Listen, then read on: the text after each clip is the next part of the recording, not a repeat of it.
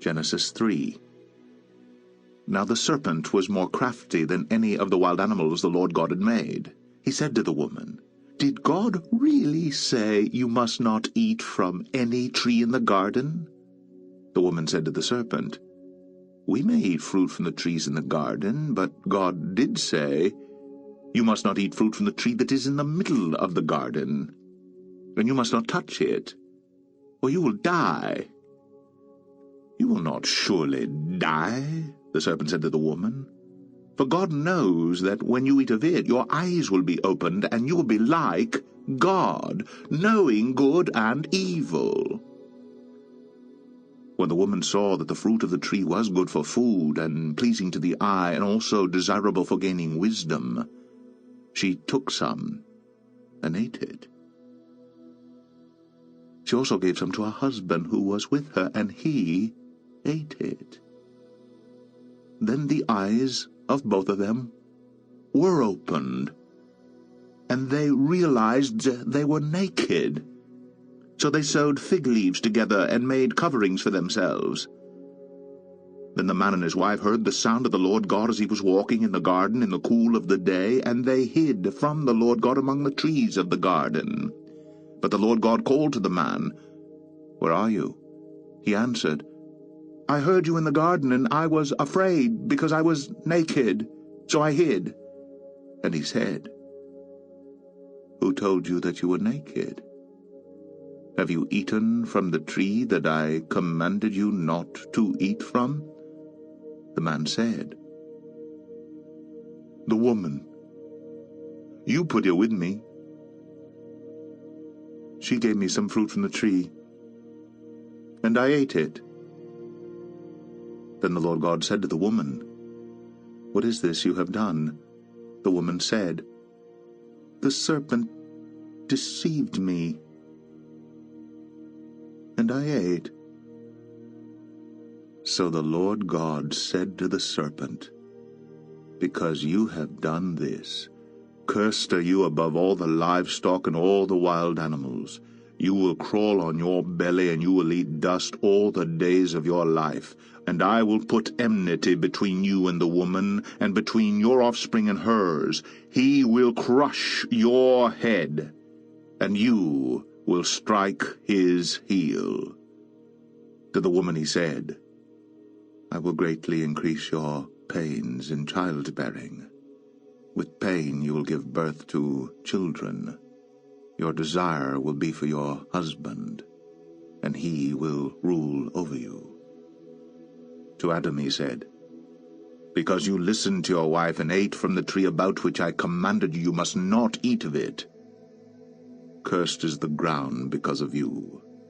Through painful toil you will eat of it all the days of your life. It will produce thorns and thistles for you, and you will eat the plants of the field. By the sweat of your brow you will eat your food until you return to the ground, since from it you were taken. For dust you are, and to dust you will return." Adam named his wife Eve, because she would become the mother of all the living. The Lord God made garments of skin for Adam and his wife and clothed them. And the Lord God said, "The man has now become like one of us, knowing good and evil. He must not be allowed to reach out his hand and take also from the tree of life and eat and live forever." So the Lord God banished the man from the Garden of Eden to work the ground from which he had been taken, after he drove the man out. He placed on the east side of the Garden of Eden cherubim, and a flaming sword flashing back and forth to guard the way to the tree of life. Genesis 4. Adam lay with his wife Eve, and she became pregnant and gave birth to Cain. She said, "With the help of the Lord I have brought forth a man." Later she gave birth to his brother Abel. Now Abel kept flocks, and Cain worked the soil. In the course of time, Cain brought some of the fruits of the soil as an offering to the Lord, but Abel brought fat portions from some of the firstborn of his flock. The Lord looked with favor on Abel and his offering, but on Cain and his offering he did not look with favor. So Cain was very angry, and his face was downcast. Then the Lord said to Cain, "Why are you angry? Why is your face downcast? If you do what is right, will you not be accepted?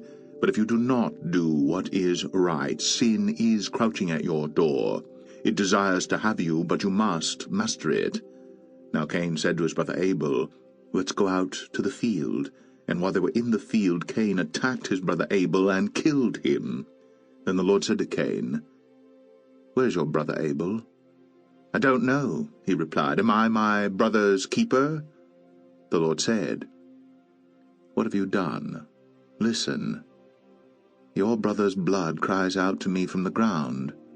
Now you are under a curse and driven from the ground, which opened its mouth to receive your brother's blood from your hand. When you work the ground, it will no longer yield its crops for you. You will be a restless wanderer on the earth." Cain said to the Lord, "My punishment is more than I can bear. Today you are driving me from the land, and I will be hidden from your presence. I will be a restless wanderer on the earth, and whoever finds me will kill me." But the Lord said to him, "Not so. If anyone kills Cain, he will suffer vengeance 7 times over." Then the Lord put a mark on Cain, so that no one who found him would kill him. So Cain went out from the Lord's presence, and lived in the land of Nod, east of Eden. Cain lay with his wife, and she became pregnant and gave birth to Enoch. Cain was then building a city, and he named it after his son Enoch. To Enoch was born Irad, and Irad was the father of Mehujael, and Mehujael was the father of Methushael, and Methushael was the father of Lamech. Lamech married 2 women, one named Adah and the other Zillah. Adah gave birth to Jabal. He was the father of those who live in tents and raise livestock. His brother's name was Jubal, who was the father of all who play the harp and flute. Zillah also had a son, Tubal-Cain, who forged all kinds of tools out of bronze and iron. Tubal-Cain's sister was Naamah. Lamech said to his wives, "Adah and Zillah, listen to me, wives of Lamech, hear my words. I have killed a man for wounding me, a young man for injuring me. If Cain is avenged 7 times, then Lamech 77 times.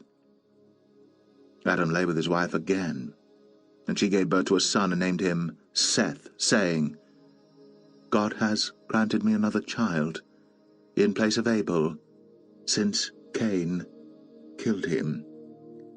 Seth also had a son, and he named him Enosh. At that time, men began to call on the name of the Lord.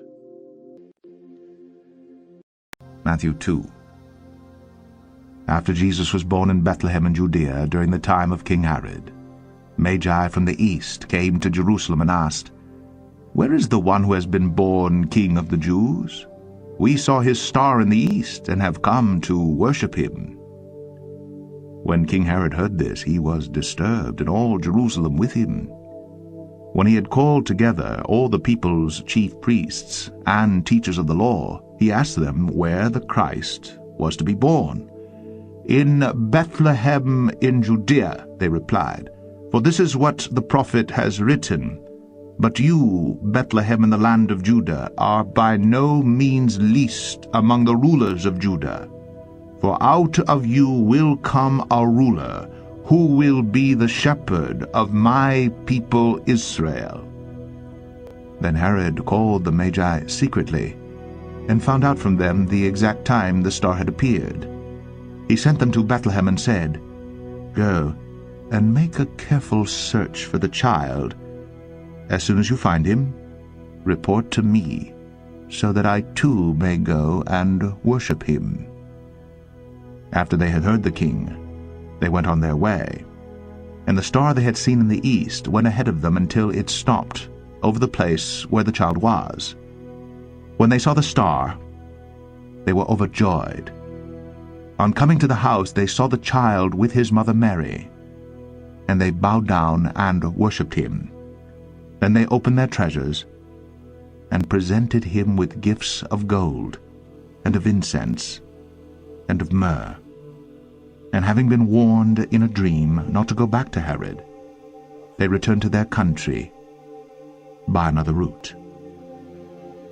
When they had gone, an angel of the Lord appeared to Joseph in a dream. "Get up," he said, "take the child and his mother, and escape to Egypt. Stay there until I tell you, for Herod is going to search for the child to kill him." So he got up, took the child and his mother during the night, and left for Egypt, where he stayed until the death of Herod. And so was fulfilled what the Lord had said through the prophet, "Out of Egypt I called my son." When Herod realized that he had been outwitted by the Magi, he was furious, and he gave orders to kill all the boys in Bethlehem and its vicinity who were 2 years old and under, in accordance with the time he had learned from the Magi. Then what was said through the prophet Jeremiah was fulfilled. "A voice is heard in Ramah, weeping and great mourning, Rachel weeping for her children, and refusing to be comforted, because they are no more." After Herod died, an angel of the Lord appeared in a dream to Joseph in Egypt and said, "Get up, take the child and his mother, and go to the land of Israel, for those who were trying to take the child's life are dead." So he got up, took the child and his mother, and went to the land of Israel. But when he heard that Archelaus was reigning in Judea in place of his father Herod, he was afraid to go there. Having been warned in a dream, he withdrew to the district of Galilee, and he went and lived in a town called Nazareth. So was fulfilled what was said through the prophets, "He will be called a Nazarene."